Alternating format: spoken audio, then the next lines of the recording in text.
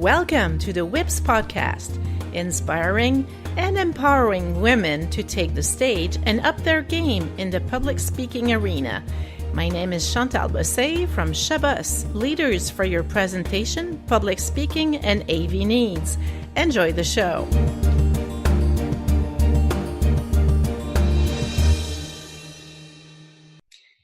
Hello, everyone. My guest today is Vicky Knee, and she's from Newfoundland in Canada. Hi, Vicky. Hi.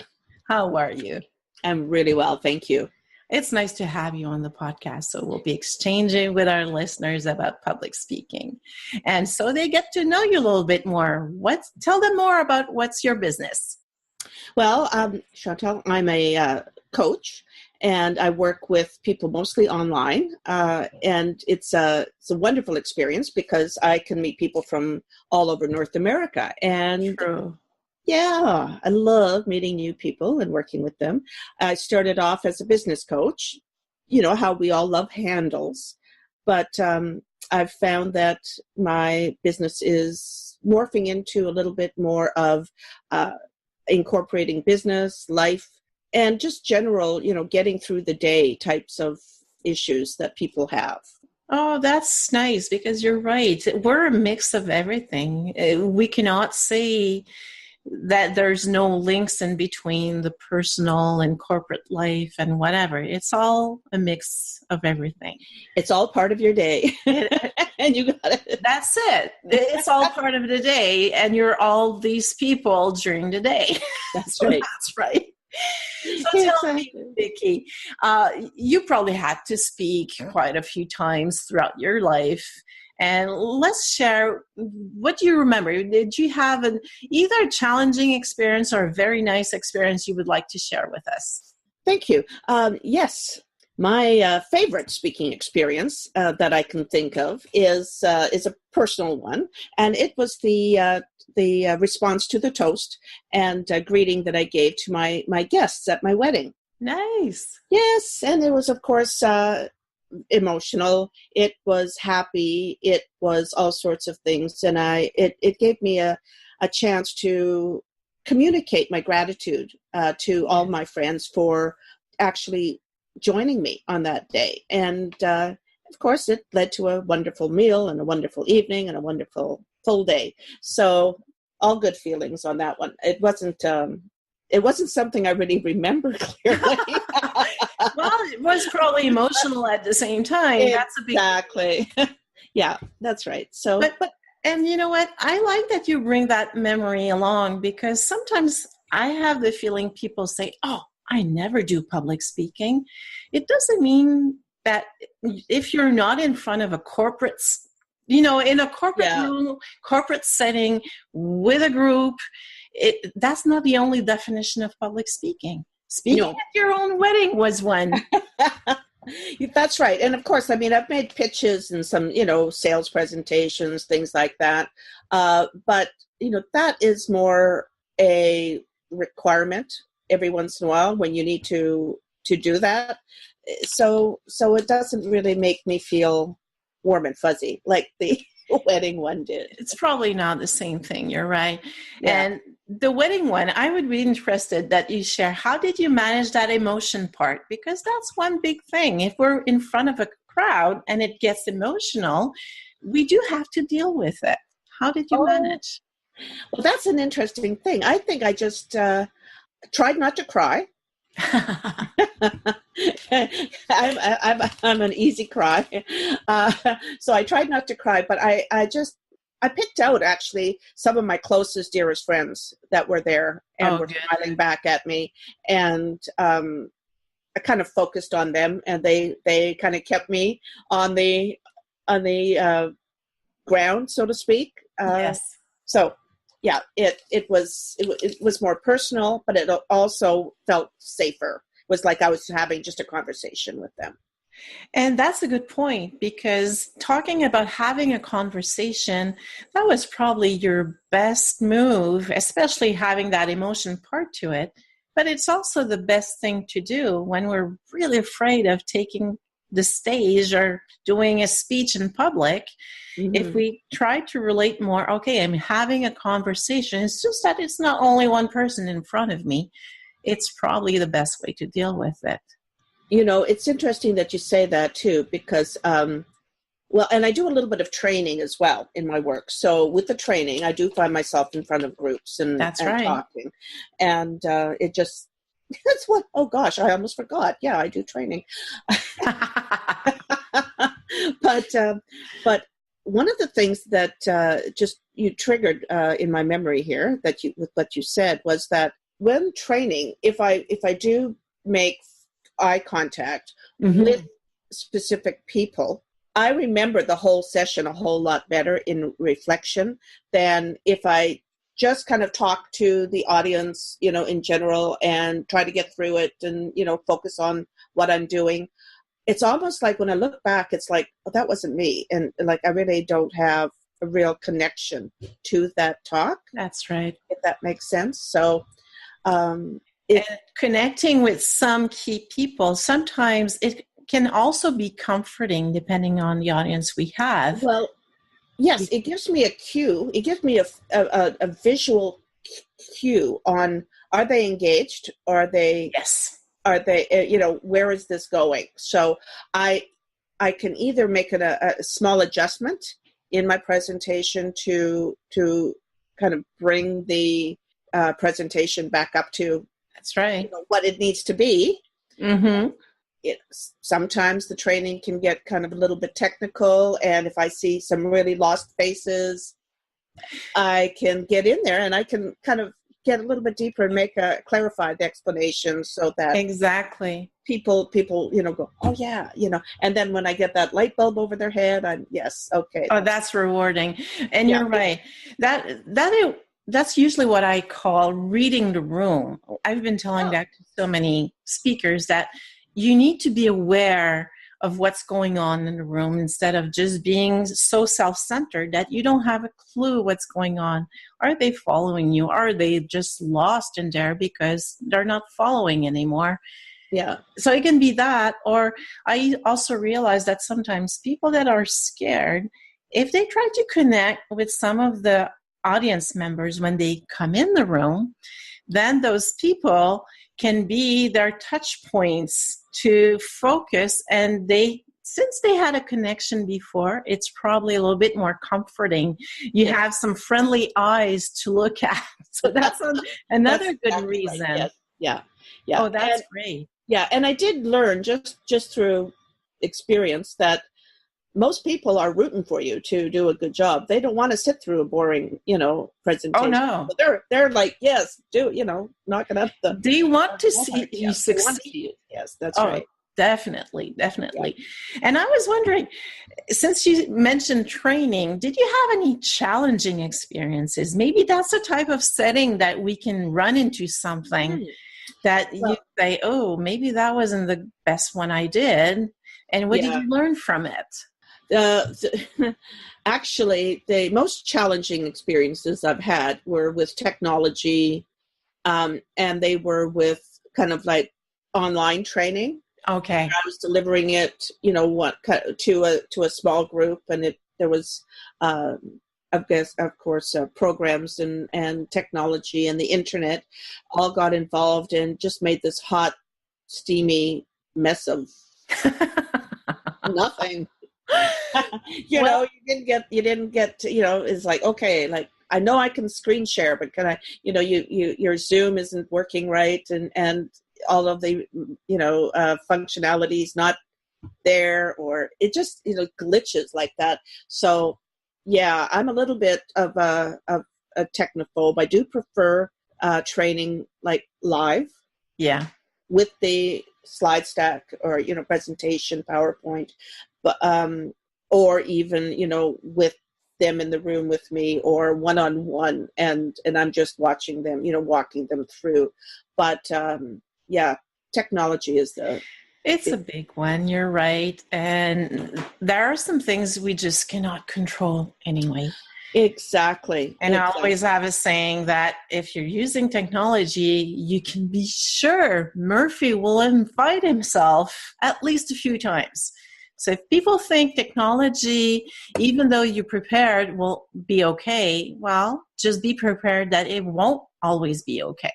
That's right. You need a plan B.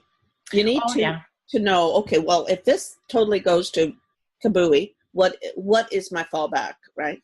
And the first time this happened, of course, I had no plan B because it was like, but of course it's going to work. I tested, Oh, there are so many items that we should have plan Bs for. You're so right, because anything, and even when you say, well, I enjoy more having technology, let's say in a room with my presentation deck and everything, even there, you can have technology problems. Not having the right adapter, or not have the microphone is not working, or whatever. Yes, absolutely. That's right. I was last weekend. I was at a conference, and I was scheduled to present there, and the scheduling, it was a last minute insertion, and the scheduling it didn't work out. So she apologized to me, and no, we can't fit this presentation in. And it was the best thing that could have ever happened, because I had saved the wrong version, an old version, to my Dropbox. No way. So if I was up there, I would have been looking at the original version that I had since then edited and no longer even had in my Dropbox. So it, of course, this was all very last minute. Sometimes, we realize things happen for a reason. Yes. And sometimes it's good to just go with the flow and say, okay, it is what it is. That's right. But you just mentioned, I didn't even have the good version of my presentation. Maybe if that ever happens to someone, people would just need to say, well, what can I remove from it that is just not relevant anymore? Or even just say, well, it's so not relevant, just don't use it. Well, for me, if I was able to talk, it would have simply been a matter of some of these slides I'm going to skip by really quickly, and my own personal style is to immediately just be honest about what my situation is, so that people aren't like, why is she being so weird about this present? You know what I mean? Well, that's a possibility, because honesty is... You just let people know, you know what? Oh, gosh, this is, well, also, I think sometimes people find that then they can connect with you a little bit better, because, that's something I would do, right? That's right. And sometimes I say to people, you know what, being authentic, showing that you're not perfect is just more relatable. Yeah, people realize, she's human, just like me. That's right. No, I don't have to show all of my bad. That's right. So I've learned that. That's a great point. And I'm sure people will realize that, okay, maybe I can learn from that. Maybe I can do that in the future. Well, this is it. She can do it. Gosh, anybody can do it. Well, right? And that's the whole point. We want to share real stories and make sure people realize they don't need to be perfect, because sometimes, and I make sure people realize, okay, if you're attending a presentation, who do you relate more to? That perfect guy with a suit that he seems so perfect, and he doesn't have a word, or he doesn't skip a beat all the time, or that person that you can connect with because, finally, he had that little blurb or that little mistake. He's just like me. We're only humans. We can relate to people that are similar to us. Yes, absolutely. Absolutely. And, don't get me wrong. Preparation, I think, is really vital for any presentation, and practice. So would that be your most important tip you would share? Well, yes, to bring the right presentation slide. That too. But also, like, I was given 5 minutes to do this presentation. And in the original slide deck that was sent to me by this organization, I timed it out, was about 15 minutes long. So I had to cut out 10 minutes and still keep it relevant and get the most important points across. So when I did that, then I practiced. And actually, I just practiced at my computer with my voice recorder. Yes. Or my phone, right? Voice recorder. And that way, that allowed me to hear it and time it. That's a very good point. Right? So I went through that slide deck, talking as if I was presenting and timing it and recording it. And I found that, okay, now it's 7 minutes. Okay, I've got to cut out, I've got to condense it just a little bit more, but because it still had to make sense and it still had to engage, right? That's right. So and timing it is a very, very important one. I guess that people that skip that will not realize where they can cut if they're asked to reduce the time. That's very important. This is the thing that I've noticed is people really, when you're on the stage presenting, it either feels like you've been up there for no time at all. True. And you've been up there for a long time. Or it feels like, oh my God, I've just spilt my whole story and I've done everything. I've got nothing left to say. And I've been up there for 1.5 minutes. I exaggerate a little bit, but it's like, because when your nerves, especially if you're new to, that's it. The more experienced, the savvy presenters, they've got it, down to a science. But when you're just entering that kind of speaking field in any capacity, then you need to give whoever your audience is, you need to give them the respect of being prepared and practicing and putting your best foot forward. So you respect their time by keeping it within the time that is given to you, and you respect them, their minds, by giving them a somewhat polished. This doesn't have to be slick, right? But it needs to at least be practiced a little bit so that it shows you put in you're time. Not stumbling, so that you shows, yes, that's right, that you've given it some value thought. their presence, and you put in the time to share valuable information with them. Absolutely. And it's packaged, for them. So, I mean, you can have a in the box kind of standard pat presentation, but you can customize that presentation to suit your audience regardless. Absolutely. Right? Absolutely. And that takes a little bit of tweaking and a little bit of customization, and then you've got that presentation just for them. And they can tell, if it's a standard in the box. Oh, yeah. That people can feel that. Even if absolutely. they are in front of an experienced speaker, we can feel it. If it's just out of the box and it's been repeated gazillions of times, it's not the same feeling. So that's really important, because that's where the speaking moves from presentation to theater, is like when it's been delivered, 1,000 times, right? And then, because your emotion is not going to be as authentic the 1,000th time as it was the first few times, right? That's right. Oh, Vicky, that was so valuable, and I'm sure the listeners will really enjoy, because we've had so many tips and nuggets in there, pearls of wisdoms that have been shared. I'm quite sure that many people will be able to relate and also put in practice some of the things that you just talked about. Oh gosh, I hope they do. It's I love seeing people that are kind of new to, like, in your sales presentations, in your job interview. Yes. Think of these things all as a chance to enhance your speaking and your presentation skills. Oh, great.